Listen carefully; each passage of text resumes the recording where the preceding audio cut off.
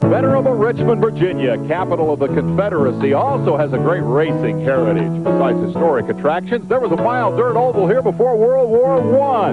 Compare that with this. Now, you think of Richmond as stock car country, but the old Strawberry Hill Speedway hosted the likes of Johnny Parsons and Bill Holland, Indy 500 winners both, and Jimmy Bryan too, and their Offie-powered sprint cars. Their stock car counterparts included the King, Richard Petty. His career spanned the paving of what became Richmond Fairgrounds Raceway, and this was one wild place throughout the 80s. The legends of modern Winston Cup all came here, took a shot at this place. A lot of them took their licks on the half-mile bull ring. None would match Petty's record of Richmond success. So it's fitting that the King began the reconstruction of a state-of-the-art speed palace. And tonight, Richmond International Raceway comes full circle. The open-wheel heroes who have thrilled the Thunder crowds for a decade come back to the very site where the Offies roared nearly 50 years ago.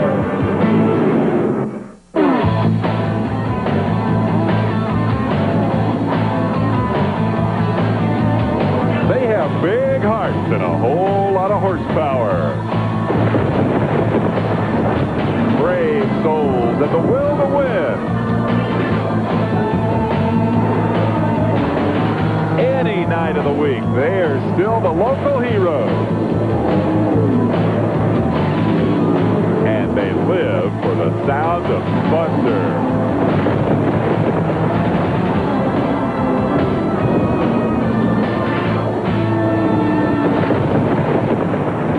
The place is Richmond. The picture is live. The USAC Championship twins have come to town, and what a night it promises to be. Big Saturday night crowd gathered here in the heart of stock car country. You might anticipate they were turning out for the bull ring stock car race. Not so tonight. This is a much different show at this magnificent Speed Palace. We're going to kick it off with the True Value USAC Silver Crown cars. I'll tell you more about the cars, but first let me show you some of the guys that are here. Back there, JP, Johnny Parsons. Dad raced here when it was an old dirt track. Right here, Jack Hewitt. This is the winningest guy in this division. Clear back here in the back. You're not going to believe how far in the back. I'm going to show you how far in the back. Take a walk with me here while I tell you that these cars weigh 1,400 pounds. They make 700 horsepower. Figure it out. Cole went at 130 miles an hour, the fastest cars that run on this three-quarter-mile speedway, and they're going to do 134 laps tonight. I guarantee you it's going to be wild. Hi, folks. You ready to have a good time? Over here, 58 car, that's Liquid Lou Saccone, and he's got one of our two onboard cameras. It's a long way to the back where Parsons and those guys are, and up here somewhere, we're going to find one of my all-time heroes. He was the champion of this series back in 1971. That's the first year they ran the thing. Am I going to find him here? Yeah, he's all buckled in talking on the radio already. George Snyder, can I ask you a quick question? What do you think of this new racetrack? I think it's really great, Dave. This is probably one of the nicest facilities I've ever seen in my life. You going to have some fun tonight? Well, I sure hope so. We haven't been doing real well today, but I hope it changes for the features. 13th starting spot for the man, Ziggy. He's got a little ways to go to the front as well. All the way up at the front of the two more guys I want to talk to. One of them has a chance to make some history here this evening. Only once in USAC history has anybody done the back-to-back-to-back consecutive victories in 3 different divisions, midget, sprint, and Silver Crown cars. Here's the guy who has a chance to do it. He did the doubleheader last weekend with a midget and sprint win. Tony Stewart, tonight the Silver Crown victory. Can you pull it off? Well, I hope so. You know, the Bulls, Glen Nibel V6, hopefully we can get it up front there. This is the best we've qualified in the Silver Crown division in a long time, and I think starting up this front or this far forward, I don't have to pass 20 cars like I'm used to doing in the Silver Crown cars, so hopefully we can pull it off. He didn't think I was ever going to get here so he could put that helmet on and go to work. Pole sitter said, interview me quick, because I'm going to go out and run away from these guys. He qualified at 130 miles an hour. Jim Keeker, we finally make it all the way from the back to wish you good luck on this run. That is so fast. Tell me about the tire situation here tonight. I think we're going to have to keep the car really straight, and if these guys want to get racy in the beginning, I'm going to let them. I'm just going to drive her as fast as I can, as straight as I can, and hopefully we'll be there at the end. All right, good luck, man. That is Jim Keeker. He'll start from the pole. That's the story down here. The guy's way up there on top of this beautiful racetrack to call the action. The Gary and Larry Show. Gary Lee and the 3-time USAC national champion, Larry Rice. Let's go do it. Thanks, Dave. Hi, everybody. Hey, the last time we were on the air at Winchester, it was cold, it was raining. What a gorgeous day, a great crowd. Nice to be back with the Thunder, a special edition. Now, Larry, when we go to a new racetrack, it takes some time to get acclimated for the drivers. But I tell you what, this Richmond facility offers up a lot of challenges. Well, there's really three main challenges. Number one is turn 2. This racetrack is big, wide, it's beautiful. But coming off that 14-degree bank onto the flat back straightaway on turn 2, it wants to unload the race car and suck it up towards the fence. The drivers are going to have to be careful to stay out of that fence in turn 2. The second thing is tires. The race cars are loaded almost all the way around. This is a D-shaped racetrack. Those tires might get really hot. They might have to make a pit stop. Plenty of them are really worried that they're going to have to make a pit stop. Keeker doesn't think he's going to, but some of the other guys do. The third thing is driver fatigue. Again, because it's a D shape, there's only 3 seconds down that back straightaway that the drivers have a chance to rest. The other hour and 15 minutes, they're going to be working very, very hard. And if driver fatigue is going to be a big problem near the end of the race. These guys run 100-lap races on the mild dirt bull rings, but they have long straightaways and kind of relax and flex the fingers. Now, another aspect that I'm concerned about is the fuel situation. They practice, they qualify with very little fuel. They start the race with 75 gallons directly behind the cockpit. That's 500 additional pounds. And it's all behind the rear axle that makes the car want to push. They're going to have to be very careful the first few laps, get a handle on what's going on, and stay out of trouble. Dave, that means you have to race with this as well as the horsepower. All right, we want to join all the fans here at Richmond. They've given me the PA microphone. It's just like where I started. Hello, folks. Thunderheads, glad to see you here at this beautiful racetrack joining our ESPN telecast tonight. It is my privilege to say hi to the man who made this place what it is today, and he's going to say the words we all want to hear. Ladies and gentlemen, the patriarch of the Sawyer family who have created Richmond International Raceway, Paul Sawyer. Paul? Thank you. Well, one of the most famous words in auto racing, maybe I'm copying Ray Melton. Gentlemen, start your engines.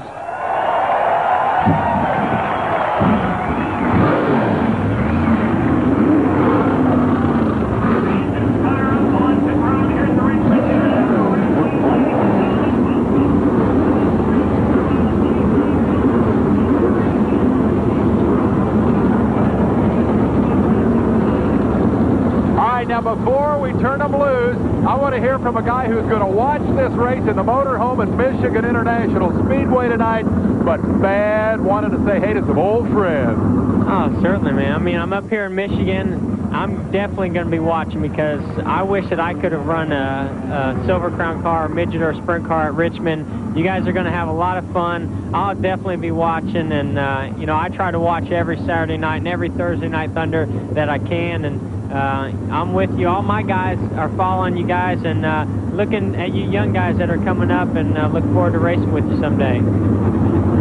I tell you what, Gordon, we're going to have a lot of fun here tonight. The Silver Crown cars are rolling, a long-awaited moment at Richmond International Raceway.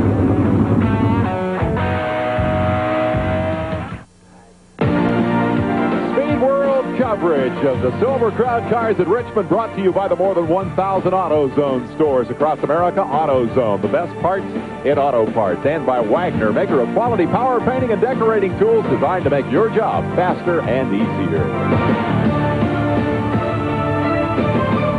Tell you what, Thunderhead, good to be back. 24 drivers qualified through their time trial, 6 more through the last chance qualifier, 30 cars in the field with the starting and lineup, Gary and Larry. Well, Dave, once again on the pole, you talk with him. Jimmy Keeker qualified a track record 130.845 alongside Chuck Gurney in car number 14, a former champion of this division.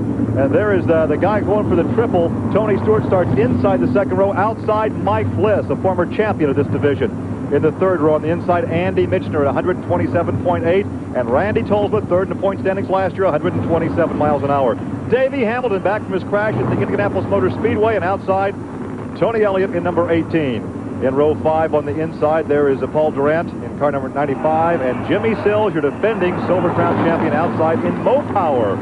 In the 6th row on the inside, there is Ziggy. George Snyder, his 111th career start in this division, and Brad Knopfson are outside in 94. In the 7th row, Dave Darlin. He won at the Indiana State Fairgrounds in May in this division, and Richard Griffin starts outside in 53. The 8th row, Rocky Hodges inside, outside, Tony Steele. In in the 9th row. On the inside, after an engine change, Eric Gordon, and outside is Lou Ciccone with the camera car. In the 10th row, Jim Mahoney rode a motorcycle here from Illinois to race this weekend. Bentley Warren in 29. The 11th row, Doty and Staub. Row 12, Hewitt won the last chance qualifier. Gary Heber. Then it's Gibson and Bloom. Row 14, Carlson and Parsons. And row 15, rounding out the field, Leary and Runyon. We should get the green flag this time by Jim Keeker on the pole with a track record. Wally Shear has the green flag out. We are racing. Look at that. 3 wide into turn 1. And it was Tony Stewart in that yellow car that fell way back. He started in 3rd. He scored back to about 5th or 11th position. Did not get a very good start at all. Don't know what happened. He picked up and got back up to speed now, but it really cost him on that initial start. Well, there you're riding with Tony directly behind the Stills number 75 to the front of the pack, and your leader in number 14 is Chuck Gurney. Gurney made a comment earlier after the first round of practice that he really had trouble catching up to the racetrack. The racetrack was so deceivingly fast. Well, that's right. This racetrack really is hard to learn. Some of the guys did not come down here testing the open practice, and it took a little more time to catch up with everybody. Well, Keeker, who set the pole, started from the pole, starts in 2nd position right now, being challenged for that spot by Mike Bliss. Mike Bliss only running the pavement series right now. He has a super truck ride, so he is battling for the 2nd position. That's Bliss, the champion 2 years ago, told him in the 3rd position already. Told him to make that 4th position, car number 61. Yeah, I'm a little surprised to see Chuck Gurney jump out there in front. He's one of the few guys that are on Goodyears. There are 7 guys who elected to go with Goodyears. Everybody else went with Hoosier tires here today. Gurney jumped right out into the lead, but Keeker, after he got a little feel for that race car, seems to be sneaking back up on him right now.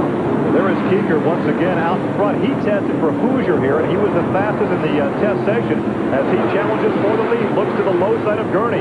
Gurney, a 12-time winner in Silver Crown competition, won the title back in '89, but here comes Keeker to the inside, and Keeker told us he will run at his pace. If somebody else wants to lead, and as fast as he wants to go, the other person can lead. But right now, Keeker wants to be up the front. Well, he does. He went right on around him. It looks like right now he's very, very comfortable. I think everybody's concerned about not sliding around. Everybody wants to keep those tires on the race cars. They don't want to overheat them early in the race, so they're taking it a little bit easy. Maybe Gurney felt like he had just a little bit too much for it and just backed off and was going to let him go at their pace for a while.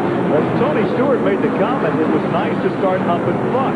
Something happened right at the start. He lost a number of positions, and now he apparently is back on pace.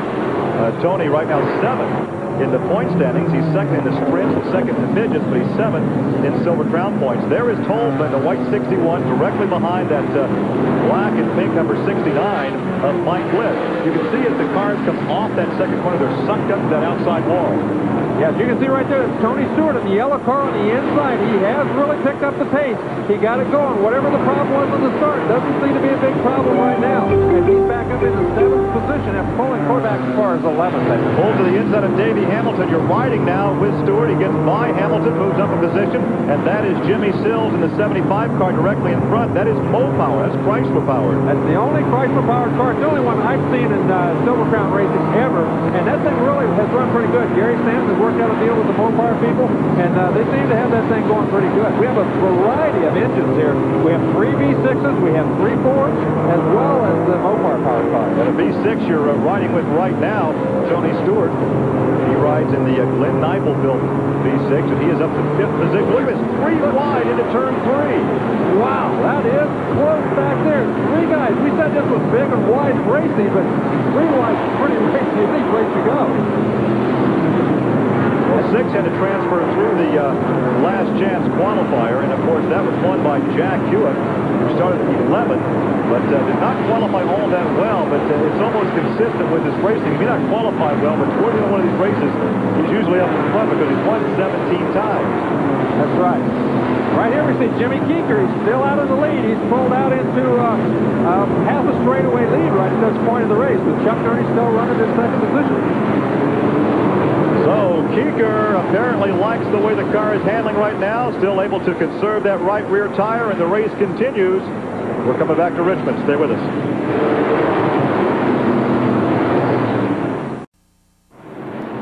After 14 laps, we're back live from Richmond. Jim Keeker continues to lead. Chuck Gurney is second. You take a look at the top 5, but the story right now is Tony Stewart. We take a look at Keeker. He started from the pole track record in the V6 Gene Nolan built car. There is your leader in second place in a V8, and there is Chuck Gurney. Gurney picks up a new sponsor, the Silver Oak Cellars from Napa, California, in that Valvoline car. Oh, look at that. He had to lock her up. He drove her in so high, had to lock her up.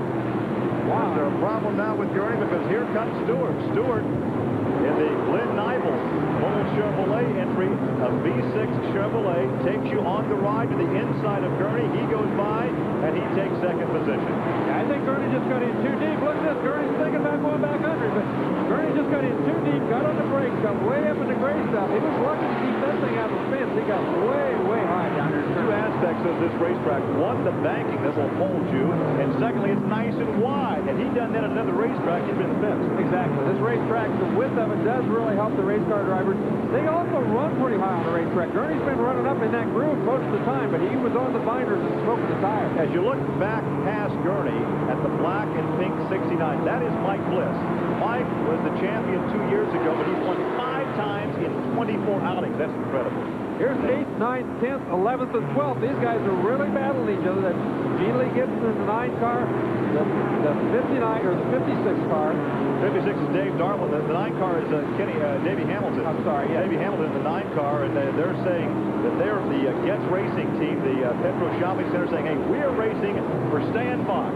Whatever happens tonight, this race is for Stan Fox. And of course, that's Stan's ride right there in the yellow 9. And there is Tony Elliott in the Conroy Orange 18. And of course, the blue 56 of Dave Darwin, who is a dirt track specialist. He won in this car, the Galen Fox prepared car, at the Indiana State Fairgrounds last month. Right, he has not run very much pavement at all. As Hamilton, there we see him leading. That's Jim Mahoney, another pavement specialist, right behind him in the 2 car, the Aristocrat car. And right behind him is another dirt specialist, Kevin Doty, in the 62 car, the other yellow car in the picture. And of course, we mentioned earlier Mahoney in the Aristocrat number 2, the black number 2, rode his Harley motorcycle almost 1,000 miles to Illinois to this race this weekend. That was Kevin Doty. He kind of pinched Mahoney down there in 3 or 4. Mahoney got a little bit sideways to keep down underneath him. His left front got in that flat part of the racetrack, and upset the race car. Doty, of course, had a great season a year ago on dirt and midget competition. Really, he's been a terrific midget driver for years and years and years. Really never had a chance to run sprint cars or Silver Crown cars or anything else until just the last couple of years. And look at the 17 cars. Tice Carlson, along with the 63 car of Jack Hewitt. Those 2 guys came to the center. Oh, contact right there between 2 cars, Tice Carlson and Davey Hamilton, and they backed out. Well, we saw that Mahoney backed out as well. Carlson, Tice lost about 3 positions right there, but you were about to say, I know he started to back the pack in the last chance race. Right, and it looks like Hewitt is the one that came out really good on that thing. He got through the pack, got around all of those guys. And you can see that Hamilton has slowed down as well as Carlson. Here we'll look again at what happened, Larry.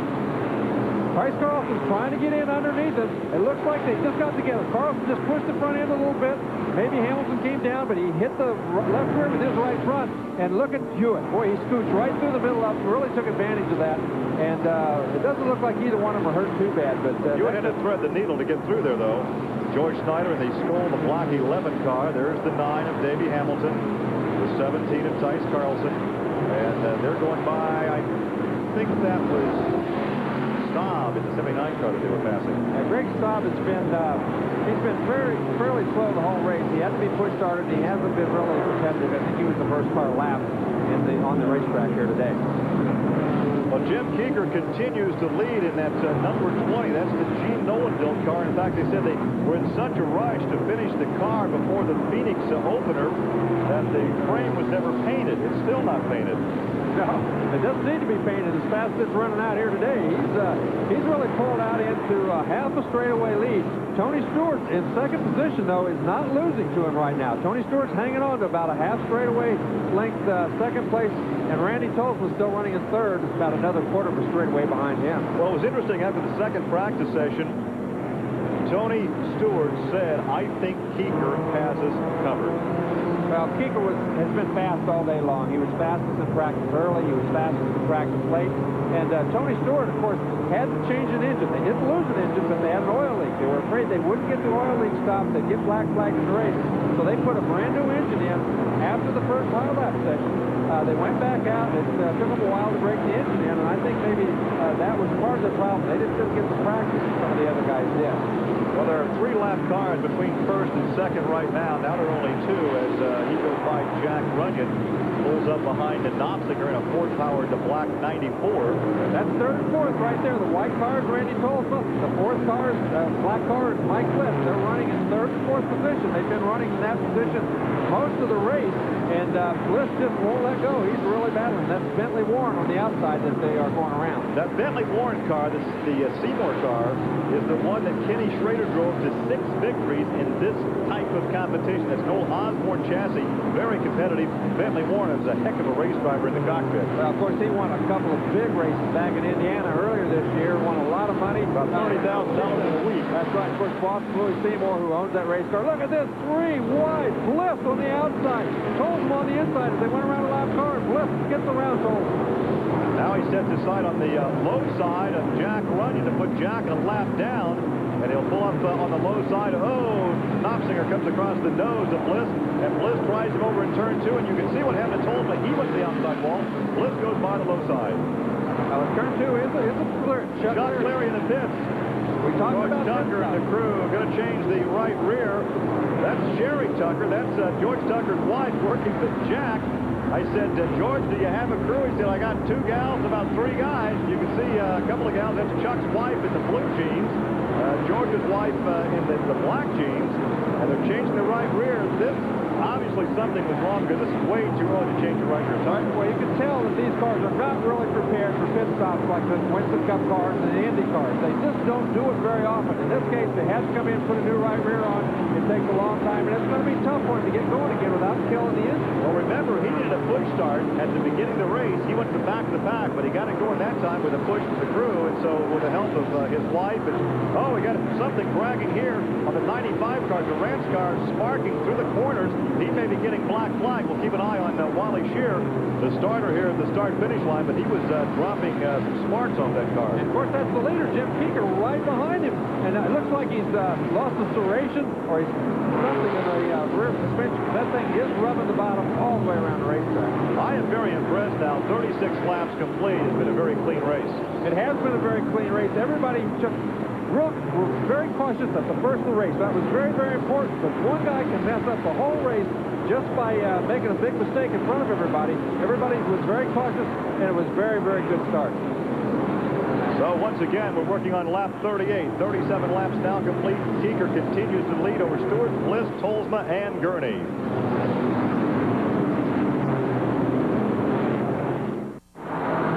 Back at Richmond, the problem for Chuck Cleary, not tire wear.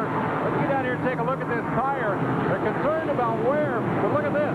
This is rubber buildup. It's hot. There's so much rubber on the racetrack, it built up on the tire. It actually stuck to the rubber, and it threw the tire out of balance. The problem was not wear, it was vibration. They changed the tire, he's back in good shape. Well, Larry, is that a problem we'll likely see throughout the race? It does happen sometimes. I've had a race car, we got to go to the fence, up in turn 4, turn 3. The car was, looked like we were going to have a fire, perhaps not, a lot of smoke, and we can't even tell which number it is right now. And it is your defending champion of this series, Jimmy Sills, in the Gary Stanton, the Mopower car, makes hard contact. You can see the damage to the right front, but Jimmy from Placerville, California, who has a driving school out there, climbs out. He is uninjured, but a hard hit for Jimmy Sills. He got into the fence way up in the beginning of turn 3. He hit the fence way back at the beginning of turn 3, rode it all the way through 3 and into the beginning of turn 4. He's over there kind of gathering his thoughts. Yeah, he's collecting his thoughts and getting the cobwebs out of the brain because he took a real hard shot. Look at this. There's Bentley Warren with a flat left rear. Well, that could be part of the problem.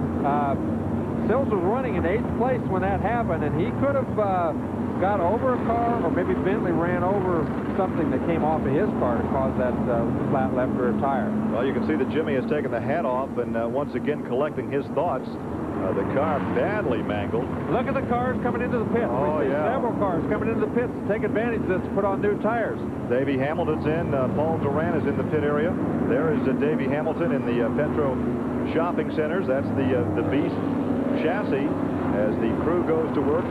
Most of these teams were prepared, not with all the latest technology that we, as you said, would see in NASCAR or IndyCar. Here comes Bentley Warren. But they had the extra tires, the jacks, the air wrenches if they needed them. Here is Jim Mahoney in the Johnny Vance Aristocrat car. He has made the change. He is on his way out. And obviously, with the changes this early by these cars, it may mean that we will see the leaders pit later. This may change their strategy. Well, Gary, I think in most of the cases here, it was in fact like Bentley Warren. He had a flat tire. It looks to me like they're changing a left rear on Hamilton's car. They're changing a left rear on some of these cars. So maybe it's not that the tires are worn out, but they run over something on the racetrack is the reason they're coming in. Paul Durant back in for a second time. A lot of drivers were saying if we make a stop under yellow, we'll change one side, we'll go back out, stay on the lead lap, come back in, and change the other rear. And there is the crew working on Durant's car. We're not sure what the problem may be, but we have completed 45 laps. We are under yellow for a wreck involving Jimmy Sills, the top 5, Keeger, Stewart, Bliss, Tolsma, and Darlin now up to 5th.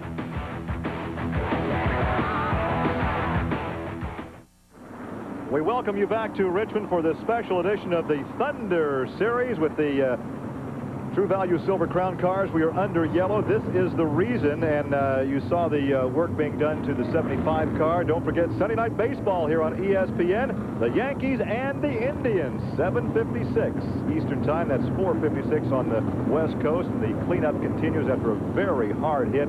Jimmy Sills was able to walk away under his own power. There is Paul Duran, a veteran of super modified competition from the West Coast. He made an earlier pit stop, went out, took one more lap, and came back in. He's out of the cockpit. He apparently is out of the race. And we're not sure if Jimmy Sills actually is in the ambulance, but he was able to climb out under his own power. And yes, he climbs out, and I think Dave Despain is right there as he walks in the hospital. Did you get a look at him? Yeah, we got to look at him. He nodded and smiled when he walked by. Medical personnel didn't want us to talk to him yet. I guess I can understand that. Clearly, he's okay. What they want to do is just look him over, because anytime you take that kind of a hit, you know, the adrenaline pumps you up and you jump right back up and you think you're okay. But he was standing up when he rode in here, climbed out, looked over, smiled, and gave me one of those, yeah, well, I got to go inside here for a minute look. So he's okay. We'll probably hang here and see if we can get a quick word on possible injury and then head back to pit road. Well, there is a look at the car as they almost drop it because the banking levels off there. Heavy damage to the Stanton chassis, but once again, you saw that Jimmy was able to climb out under his own power, walked over, took his helmet off. Here is a kid that, to me, is very impressive. Dave Darlin, who called Galen Fox and said, could I have this ride for the Holman 100 in May? Kept calling in. Galen said, okay, fine. He was the fast qualifier, won the race, won the ride for the season. He started 15th today. He's up to 5th right now. And he is not known to be a pavement specialist. As a matter of fact, I think this is only about the 3rd or 4th time he's ever run pavement at all. So he has done a tremendous job in that race car. He's learned very quickly, but he's one heck of a race car driver. The other guy that's also doing pretty much the same thing is the 63 car of Jack Hewitt. If we can, he started 23rd in this race, and he's already up to 7th position. As we take a look at the first 2 or 3 cars here, Jimmy Keeker, of course, leading it, and second place is Tony Stewart. There's a lap car in between them. Well, sometimes we call these cars the dirt cars because over the years they have primarily competed on dirt. But you talk about variety and diversity. We have 3 paved tracks, Phoenix, Richmond, and of course we'll be at Raceway Park later this season. The 6 dirt tracks, the miles, the half miles, Indy, Springfield, DuQuoin, the Cal Expo, all 1 mile. Terre Haute, a flat half. Eldora, of course, a high-banked half. Yeah, there's not much more diversity in motorsports than you run with these race cars, because they run on just about every kind of racetrack. And believe me, this racetrack here at Richmond is a tremendous addition to this. The crowd is good. The race has been great. I think we're going to see this race for a while. Well, the second time that Davey Hamilton has been in, and they're taking their time working on the front of the car. Bob East working on the front of the car that he designed and built. As you take again a look at the top 5, 50 of 134 laps. We're coming right back. Stay with us.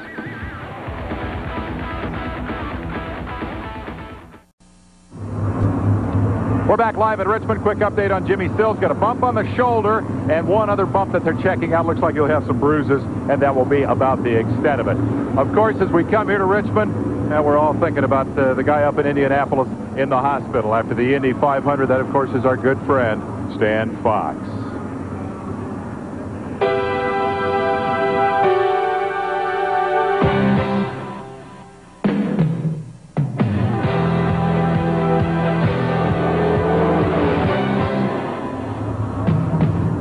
And a little guy from Wisconsin, a very large presence on the racetracks of USAC, and of course, in the hearts of Thunder fans all across America. This is our first Thunder telecast since the big crash at Indy. Seemed like a great time to dig out a few of our favorite Fox memories.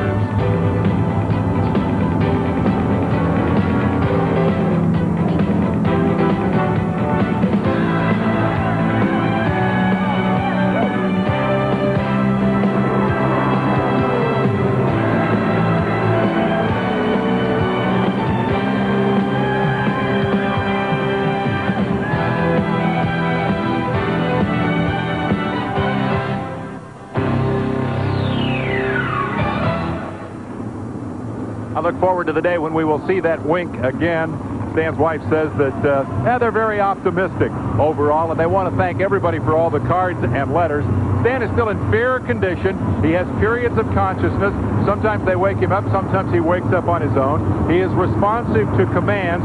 He is making progress. That's the good news. The bad news is that progress is measured in terms of weeks and not days, and this is going to be a long recovery for Stanley. But on this weekend of the Michigan stock car race, I can't help but think of Ernie Irvin and the miracle that brought him back to the racetracks of America. I'm looking forward to a similar miracle for Stan Fox. Get well quick, Stanley. Now there's a look at Stan's ride in the capable hands of Davey Hamilton, but right now he is a lap down because of 2 pit stops. The second one lengthy, even under the yellow. We have 15 cars on the lead lap. Nobody on the lead lap, Larry, made a pit stop during that yellow light period. 3 wide down the front stretch. But once again, Keeker on the brake out in front. Ooh, Eric Gordon in that blue number 10 got pushed up a little high going through 1 and 2. As Dave Darwin back there in the back moving up. Look at this. That's Bliss, who has gotten around Stewart. Stewart, again, did not get a very good start. Off the restart, Mike Bliss went right on around him. Now he's trying to chase down Jimmy Keeker. Well, of course, they did, as you said earlier, change the engine in that yellow 25 car earlier. Had an oil leak in that 6-cylinder, so they made an engine change. They also changed the engines in the number 10 car, that blue 10 you mentioned, Gordon. He broke the initial power plant. This is an interesting shot, Gary. If we see this again, watch how Mike Bliss with that V8 pulls away from him going down the straightaway. Has a little more horsepower, but going through the corners, the lighter car, 75 pounds lighter, seems to be getting through the corners a lot better right there. He just blew it away right. It's amazing that 75 pounds would make that much difference. And look at this again.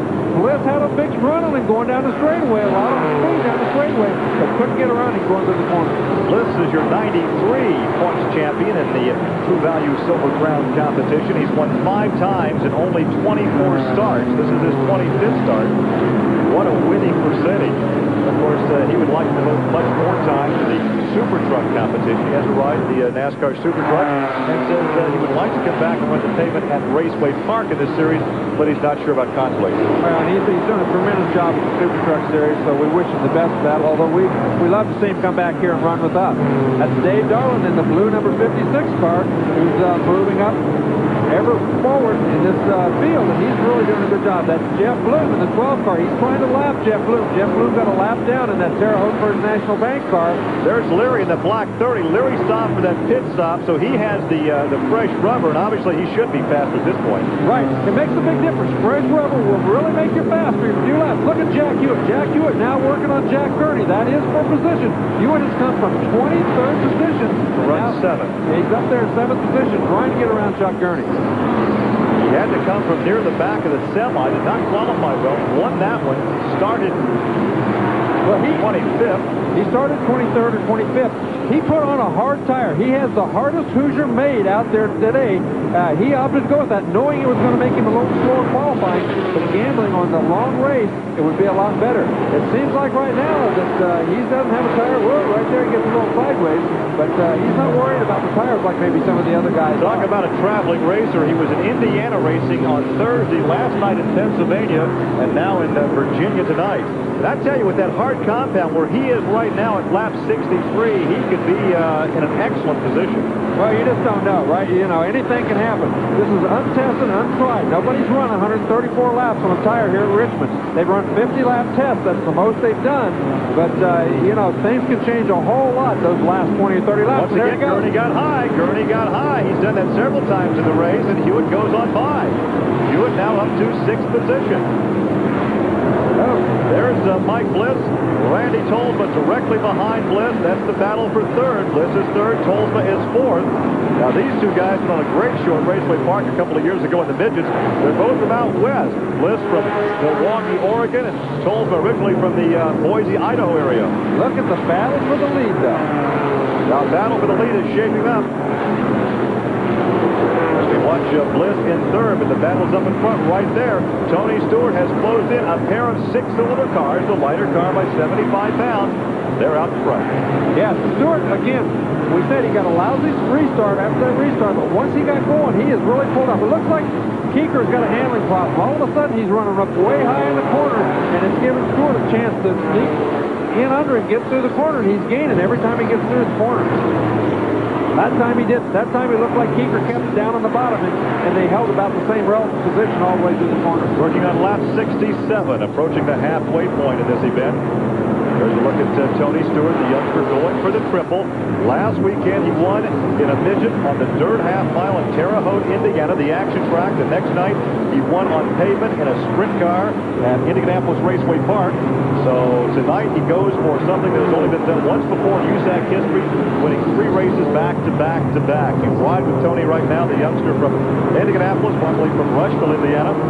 He had his racing career early in go-karts. He moved up and problem with the right rear. Doty's got a flat right rear tire. That was Doty that both those guys went around. And again, the right rear tire is going to be a problem with these race cars. He may get it off the track, or is he going to create a yellow? I think we may have a yellow because he stays on the high side going into turn 2. And this may force a yellow. Remember, you don't have any mirrors on these cars. The guys can't see behind him, so he can't tell when it's safe for him to get down across that racetrack. The car came very close. The car was making an outside move. Richard Griffin tried to pass somebody coming high off the 2 and almost collected the rear of Doty. And there goes the rubber. We are going to have a yellow for that for sure. So he returns on the rim as the tire continues to roll. And everybody's going to make it by as it stops, rolls down the 14-degree banking. The yellow is out. So that will slow them down and regroup the cars. There you can see what is left of that right rear as he shreds the right rear, and Doty brings out the yellow flag. We have completed 70 laps of a 134-lap event from Richmond, Virginia. The top 5 are coming right back.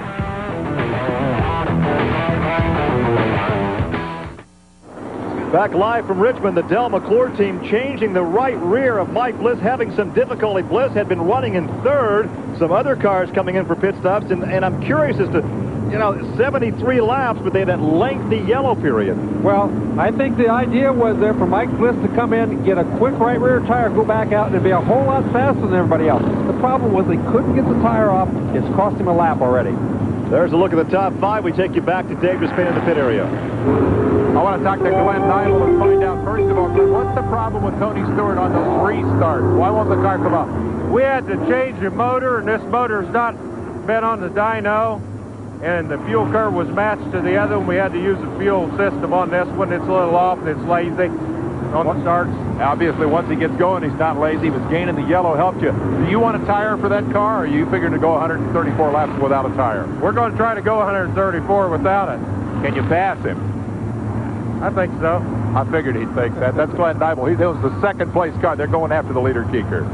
Well, of course, the question is, can he go the distance? Can he catch and then pass Keeker, who is leading? And there's a look at Tony Stewart right there, who once again is going for a triple this evening, trying to win back-to-back-to-back USAC features.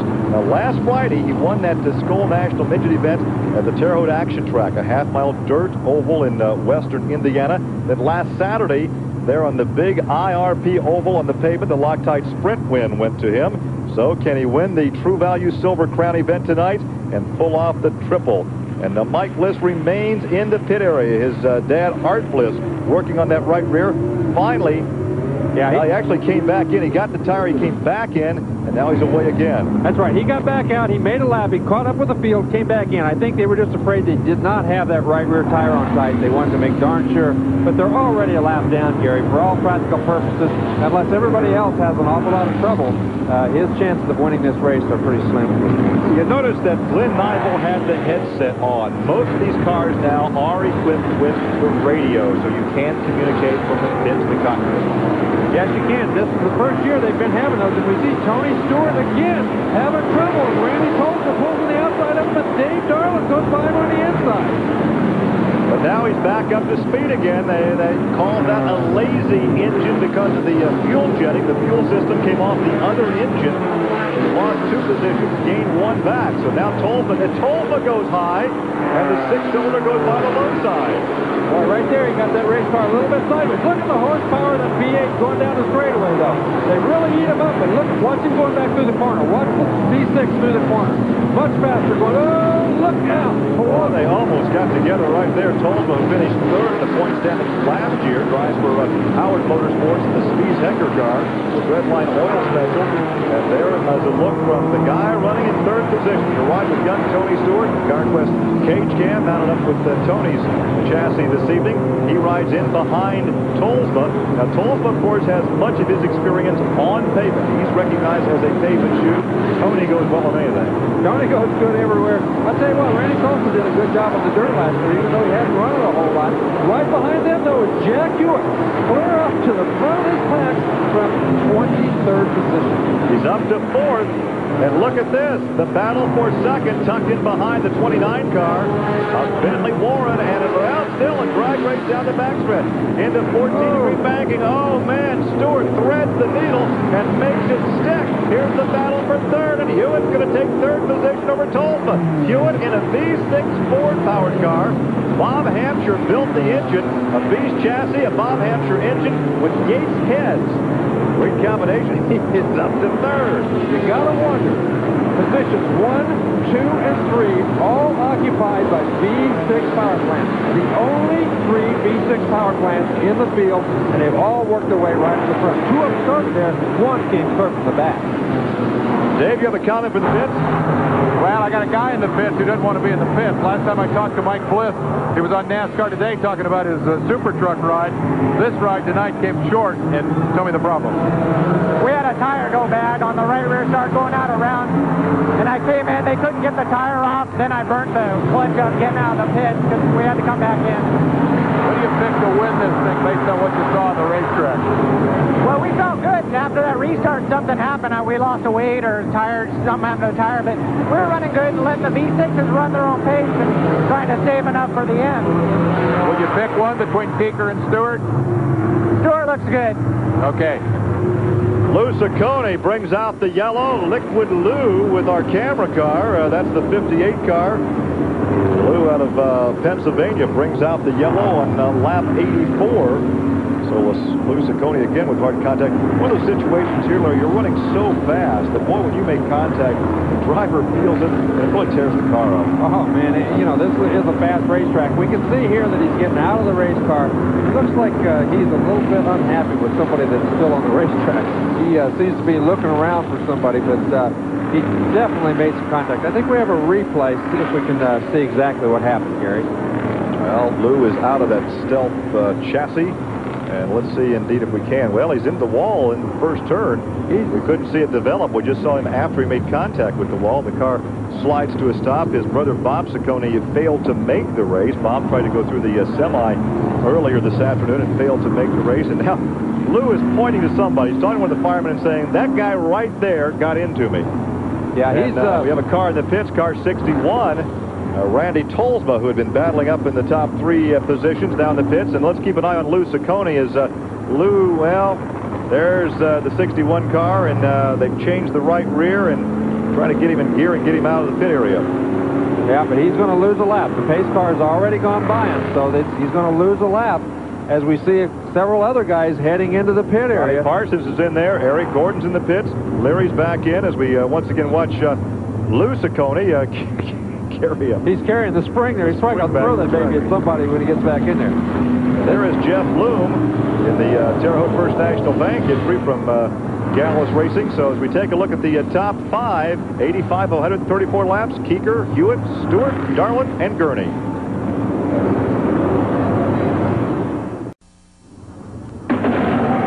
Hey, the paving machines have come and gone, as you heard this morning, at Michigan and also at Winchester. That's right. Famed old Winchester Speedway has that brand new coat of asphalt that we talked about when we were up there a month ago, and are we looking forward to going back there on July 6th. The surface is as smooth as a baby's bottom. They have run a race there for the stock cars, and the midgets are going to run there on July the 6th. The speeds will be absolutely breathtaking. So we're just about set to gear up and go to a race that's going to take place at 7:30 as far as our air time is concerned. That is a bit different than the Thunder norm, and so we'll all be looking forward to that. And while you were admiring Winchester, look who I caught up with. He, I don't think, is a very happy camper. Lou Ciccone, I saw you pointing to somebody up there. What's the scoop? Well, we were racing wheel to wheel, and, you know, it was running like he was like a third groove high, and we touched going in the corner, and my front end just collapsed on another car, maybe hit the wall, but it's more like just like a racing accident. But you know, we'll hopefully do better next time. You said it was Runyon? No, yeah. No, not Runyon. The 30 car, Leary. Oh, okay. But I don't think he meant to do it. It's just, you know, one of the things, you know. I don't know if I touched him, he touched me, you know. Tear up the car pretty bad? Yeah, it looks like it's pretty bad. All right, say hi to the family for me. Yeah. That is Liquid Lou. He had one of our cameras on board. He's out of it. A little bit of contact into the wall. That's the story. Back up top side. Well, I'll tell you what, nice purse. It's not a patent leather clutch, by the way. It's nice bit of money to be passed out this evening between the Silver Crown cars and the Formula Ford 2000 cars. $75,000 for the total purse for the Silver Crown, $15,000 for the winner, $10,000 total purse for the Formula Fords, $3,000 to the winner.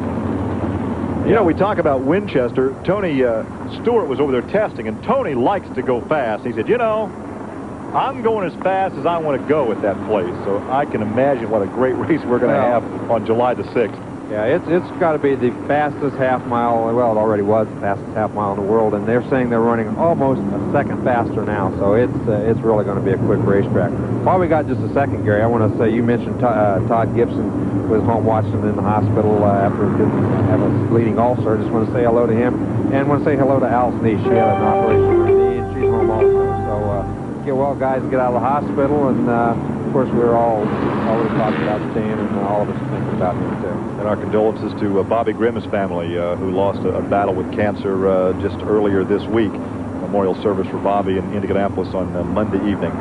So we're still one lap away from turning them loose. And really, we have a lot to shake out on what's going to happen here, because we still have, 91 laps complete of a 134-lap event.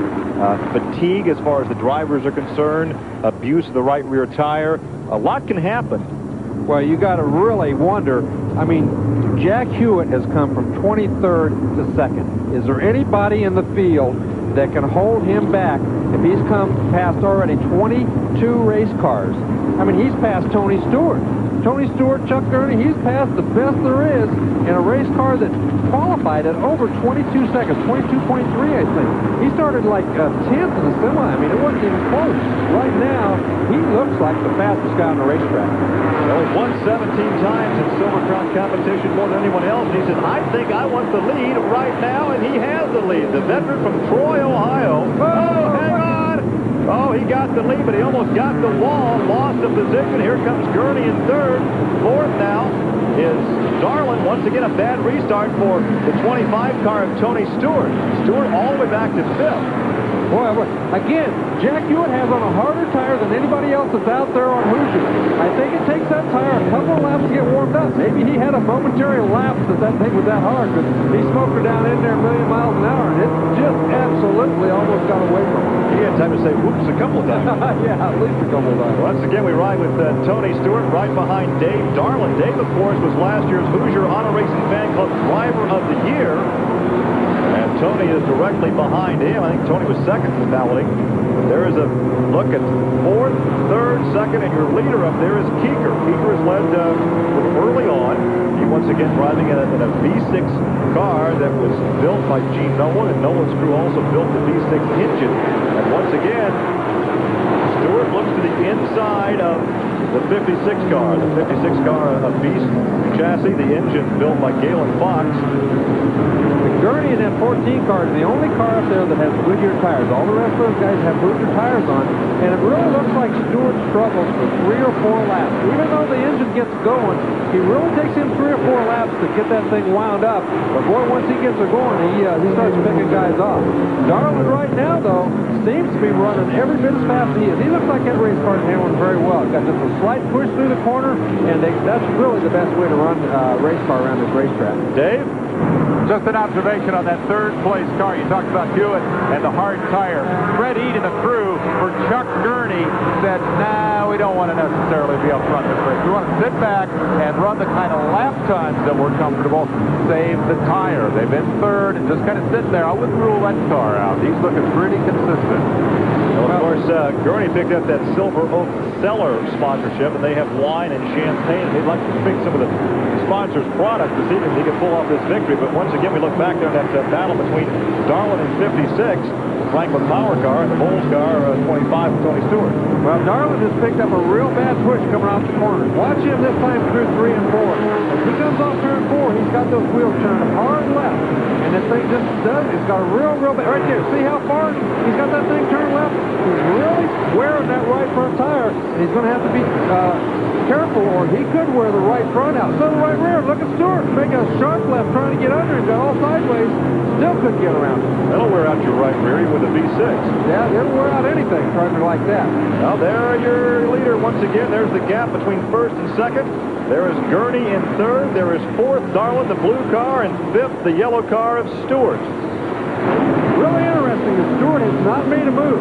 Stewart did not make the big move like he did on all the other restarts. He'd fall back 2 or 3 positions, and then bang, bang, bang, after about 2 or 3 laps, he's just picking back off.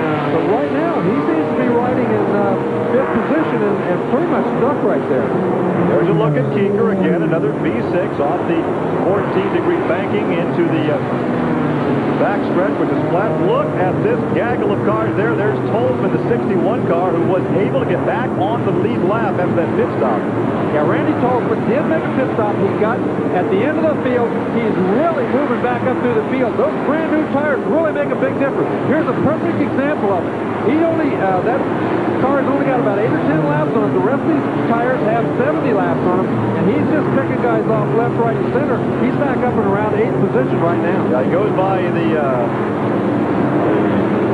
66 car of Gary Heber and the 70 car of Gene Lee Gibson. He is in 7th position right now, so he may be in real good shape to make a run at the leaders.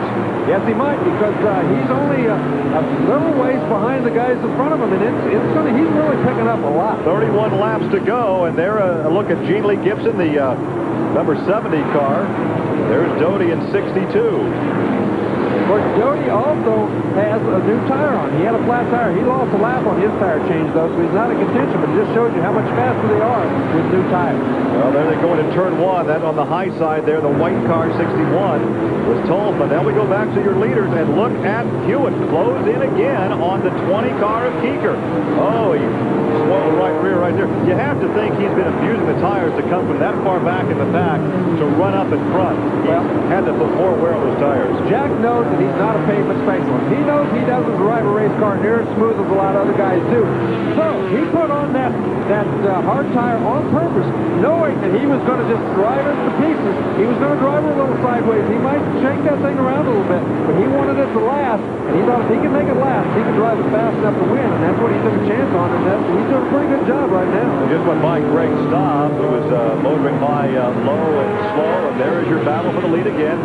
Just a few car lengths now between first and second, about 2.5 car lengths. He closes down to maybe a car length coming off the fourth corner, down to this dog leg, into the 14-degree banking of turn number 1. And we saw Hewitt in the last chance race pass on the outside. He had the car set up that he could actually pass on the outside and made some passes in turn 2. Right now, he's really after it. He's really hunting and pecking, trying to find a place. Oh, right there, almost got together as Keeker pinched down. Remember, don't rear your mirrors. Keeker didn't know he was there and almost got into it. Well, they had Keeker trapped for a moment behind Richard Griffin. And now, as Hewitt went to the high side, he found the black 30 of Chuck Leary up there, and he got trapped for a moment. And now they're up behind Tice Carlson, who's had a pretty good ride. He was all the way up to about 7th position at one point from the back of the pack. That's Tice Carlson in the 17 car. You can see Hewitt right there. He's really working that steering wheel. He has the position there. Not quite. He doesn't seem to be as comfortable on the bottom of the racetrack. He wants to run high, but right now, Keeker's groove is a little bit higher, so he kind of blocks Hewitt a little bit. I think Hewitt never gets a break around the top of the traffic. He'll go right behind him. Well, for you Randy Tolma fans, the 61 car is now up to 5th position. So Tolma is 5th with new rubber on the right rear. So again, he could well be a factor if these guys continue to battle. And look at him slide off the corner. Ooh, that abuses the rubber even more. 110 laps. We have 24 laps to go, and still Jim Keeker with about 3 car lengths over Jack Hewitt. That is the battle for the lead here in Richmond. Back live in Richmond with the True Value Silver Crown cars of USAC. There is the battle for the lead. Some 19 laps to go. Keeker continues to lead, but right behind him in second is Jack Hewitt. But as we watch the leaders, there is a terrific battle for 3rd, 4th, and 5th. Look at all the traffic out in front of your leaders. But there is the battle for 3rd, 4th, and 5th. And now 3rd is Darlin in the 56 car. 4th now is Gurney, and here comes 5th, Randy Tolma. Tolma with the new rubber is up to 5th. Those guys have been going back and forth for the last 2 or 3 laps. Dave Darlin just bonsai'd past them going into 3 a while ago. Gurney wants to get it back. He just can't. Look at this. Battle back up front in the traffic. These guys are trying to get around lap cars. Keeker on the outside, Hewitt on the inside. 3 abreast going through 1 and 2.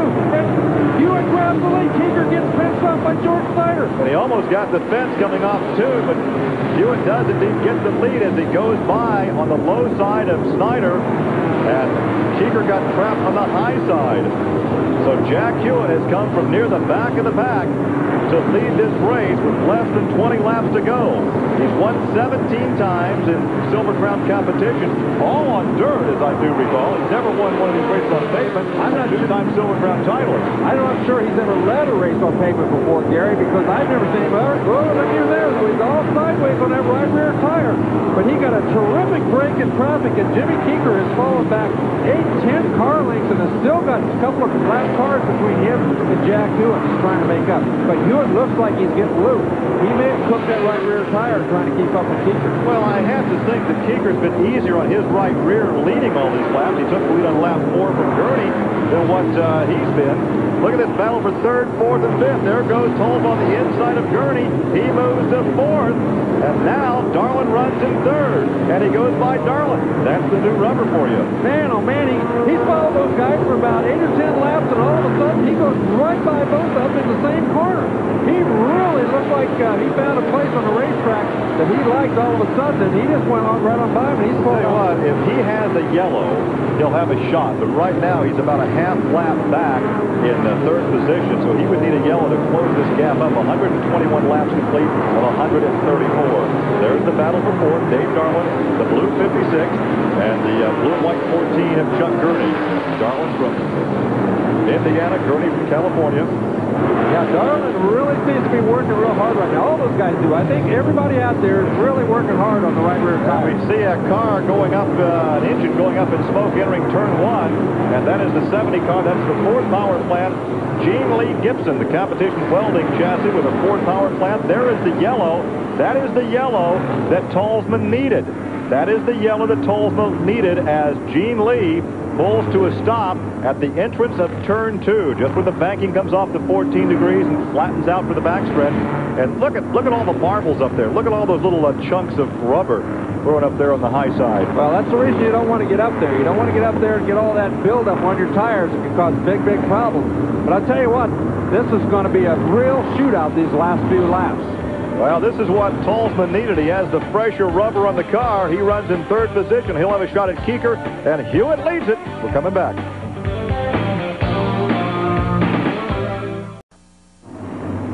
Under yellow, we're back live at Richmond. What a shootout we're going to have. 125, now 126 laps of 134 in the book. Keeker continues to chase down the Hewitt car. Hewitt leads in number 63, third place.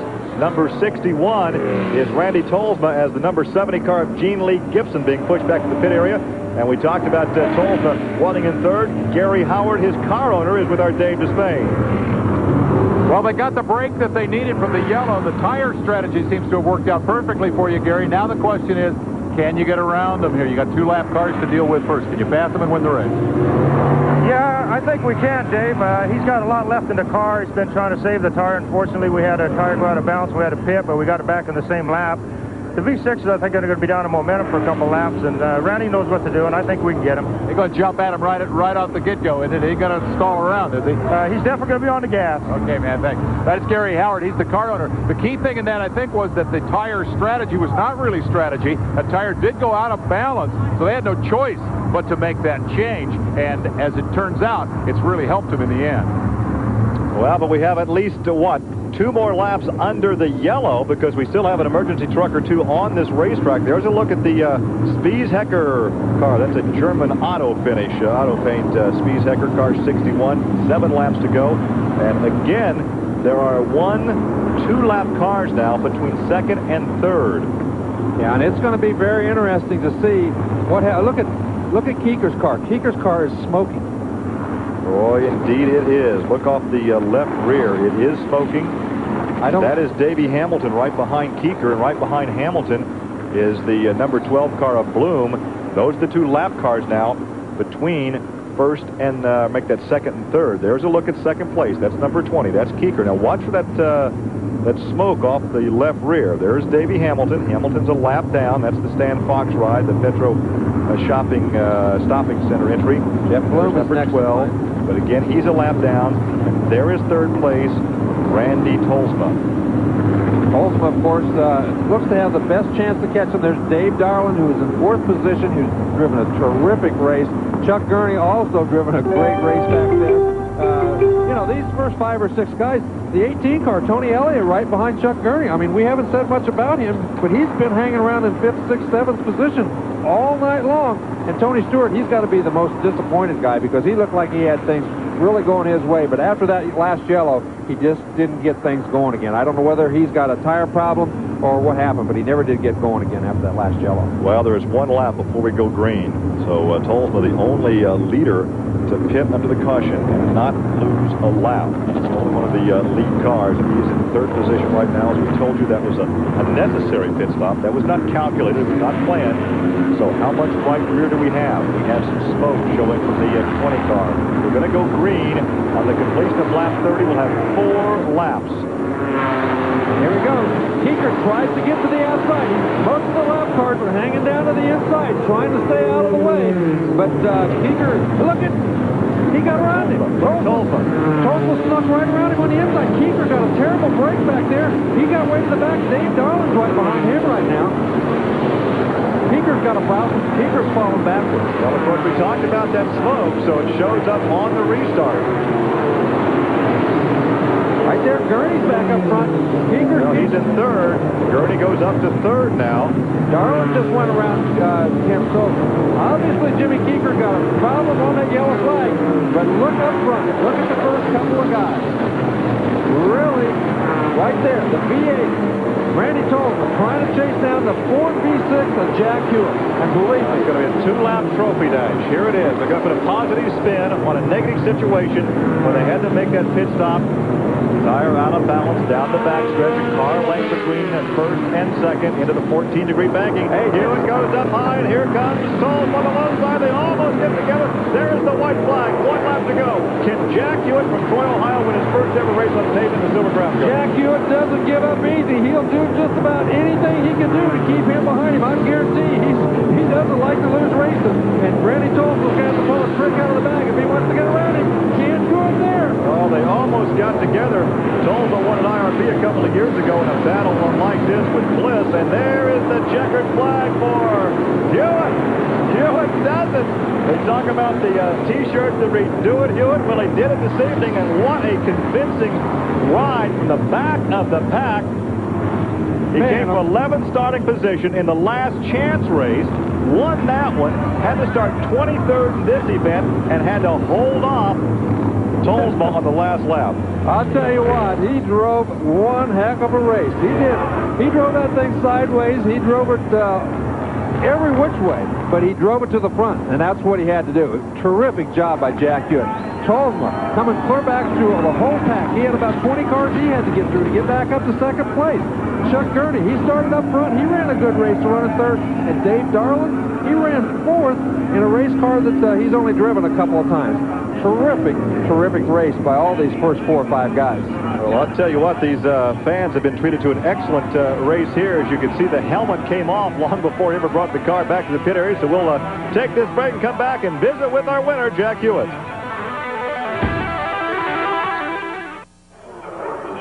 Hey, we're back. We're live in Richmond. Just for fun, we started the program back about where Jack Hewitt started the race and walked all the way to the front. And my feet hurt by the time I got there. He was so far back. You started 11th in the last chance, 23rd in the feature. Did you really think you could pass the field and win this thing? No, when you got Jim Keeker and guys like that up front, you know, you just got to hope that you get a few breaks and get up toward the front. We had a hard enough tire on. We practiced all day with a hard one. And it worked for us. You know, I will abuse the tires, so... no. Just a little bit. Well, listen, it was an incredible ride. I want to know about this car now, and about your pavement experience specifically. We've been trying to figure out, have you ever won a race on pavement before? Yeah, I've won 2 all-star races and a midget race. Oh, well, you're an old veteran of this pavement stuff, and so you just drove it around like a dirt car, and I want to know about the pass for the lead. We got some videotape of it. We're going to take another look at it. I want you to tell me about that pass. That was pretty exciting. Well, you know, Jim had been coaching me after we qualified, or after he qualified. We had a little trouble, and he knew I was going to take it into 1. And by him being an asphalt veteran, he just let me screw up, and he went right back under me again. He made me look foolish, but it was racing. Well, in the end, you're the guy who takes home the big prize. Down here in Richmond, kind of fun to come to a new part of the country, show these people this kind of racing, and have you put on such a spectacular show. How does this rank in terms of your career victories? Is this a big one for you? Well, this is a big one. You know, it's I think our 4th race with 6R Racing Team. We picked up DuPont Racing this year. We've got Dillon Chevrolet, which we're running a Ford motor, which is unbelievable. You know, we've got a V6 on the pavement, and a V8 on the dirt, and with Ford being in there, and Bob Hampshire and I, we've been together so long now, we're like the same pair of shoes, you know. We've just got a great team, and what can I say? That was a terrific run, man. Congratulations. Thank you very much, and thanks to everybody from here. You know, coming down to Virginia to win a race, they always say it's for lovers, and I think my wife's going to get excited now. Oh, that sounds like fun. I'll tell you what, Virginia is for racers. This cat right here is one heck of a racer. Let's go back topside. Well, Larry Rice, I tell you what, I certainly enjoyed that race. What a tremendous drive by Jack Hewitt out of Troy, Ohio. He wins it. Randy Tolzma had a shot at the very end, but Jack slammed the door for the victory. Chuck Gurney took 3rd.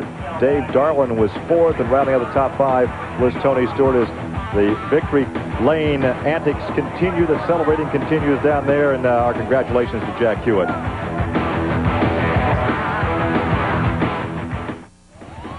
Back live at Richmond, where Jack Hewitt has just won for the first time in pavement Silver Crown competition, a 2-time Silver Crown titleist. Randy Tolzma takes 2nd, Chuck Gurney 3rd, Dave Darland 4th, Tony Stewart is 5th. I think we can give you the top 10. Yeah, we can. Tony Elliott, Jim Keeker, David Steele, Johnny Parsons, and Richard Griffin rounding out the top 10. And I think Dave has a guy that I want to hear from. He finished 2nd, Dave.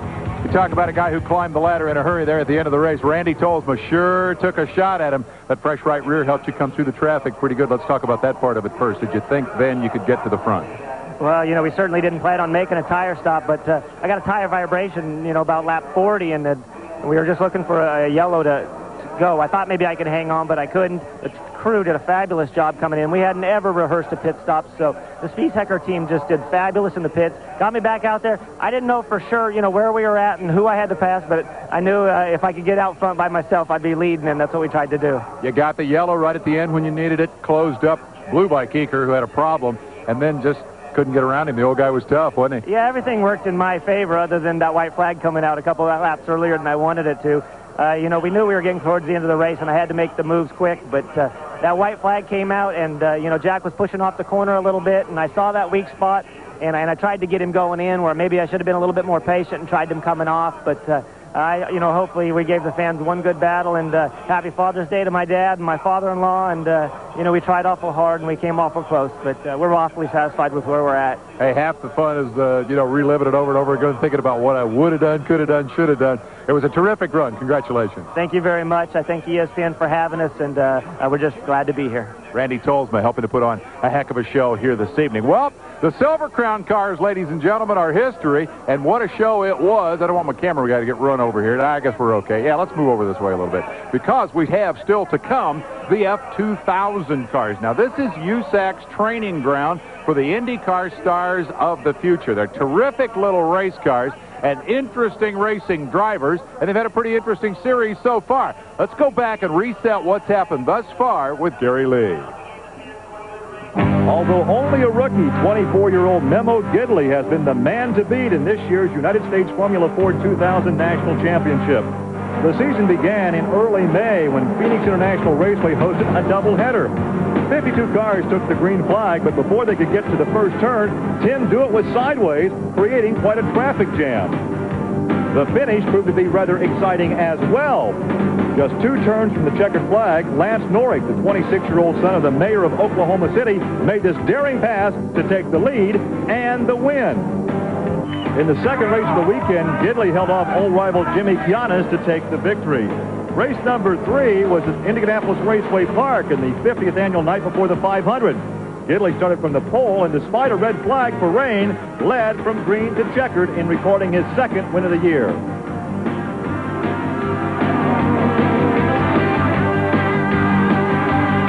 Gidley leading in the points as these cars... Hello, Dave says he's on camera. We're kind of strolling down this way. We were enjoying that victory party with you at a fair amount. Let's stop here. I don't want to wear this guy out. Here's the guy who had to walk all that way at the top of the show to get from Hewitt's starting spot up to the pole, Keeker, who had the problem. Over there, the F2000 cars are staged, and very quickly we're going to turn them loose for their 50-lapper. We are having a ball on Thunder on Saturday night. We're going to be back with more live from Richmond right after this timeout.